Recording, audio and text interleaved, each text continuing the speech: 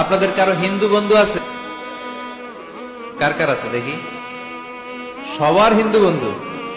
ঘটনা কি? এলাকার নাম কি?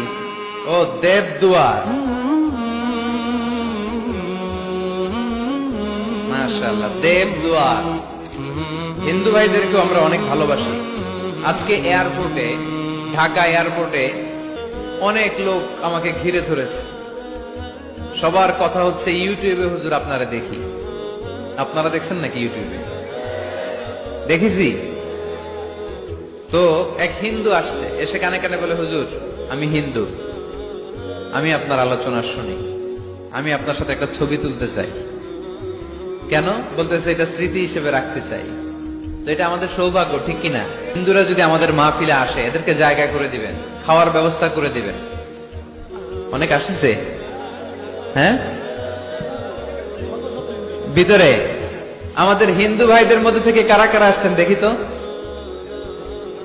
আচ্ছা, হাত উঁচু করবে না, তারপরে দু একজন করে ফেলছে, হাত নামান। হয়েছে হয়েছে, না ওঠানোর দরকার নেই, টানাটানি করার দরকার নেই। আলহামদুলিল্লাহ, অনেক নাকি আসছে হিন্দু। আলহামদুলিল্লাহ, আল্লাহ ভাইদেরকে তুমি ইসলামের জন্য কবুল করো।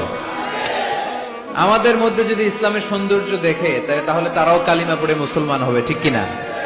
এবং কোন হিন্দু ছেলে যদি মুসলমান হয়, তার দায়িত্ব আপনারা নেবেন, এবং তার বাবা মার সাথে সেজন্য সম্পর্ক নষ্ট না করে।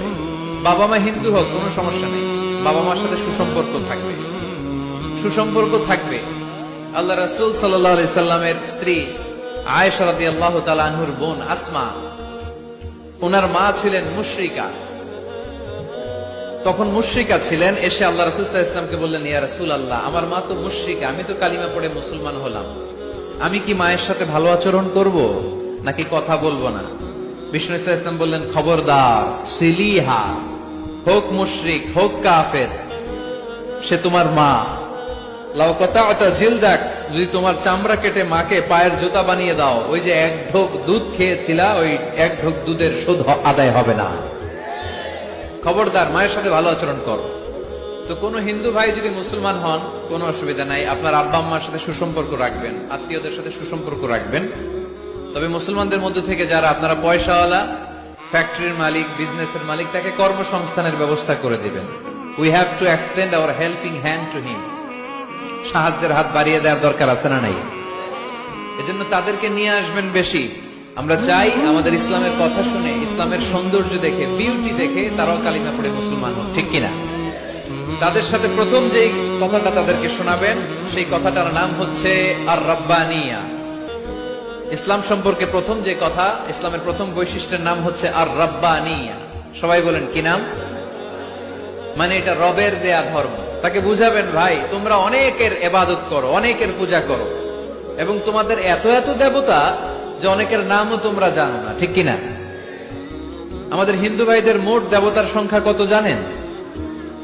হ্যাঁ, অনেক অনেক সংখ্যায়, 33 কোটি বা 36 কোটি এরকম সংখ্যা পাওয়া যায়। তো আমার দেবতা যদি 33 কোটি হয়, আমি কয়জন রে মানব? আমাদের রব কয়জন? ওনার বিধানগুলো কি আমরা ঠিক মতো মানতে পারি? আমরা বিপদে পড়লে এক আল্লাহর কাছে চাই। রব আর খালিক যদি একজন না হয়ে দুইজন হয়, তিনজন হয়, ওটা ভালো না একজন হইলে ভালো?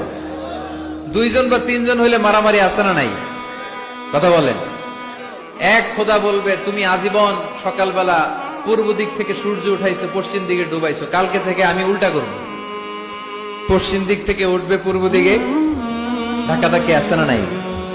এ বলবে একরকম, ও আর একরকম। কয়জনের মন খুশি করবো আমরা? আমরা এতজনের ইবাদত করি না, আমরা ইবাদত করি একজনের। চিল্লায় বলেন, তিনি কে?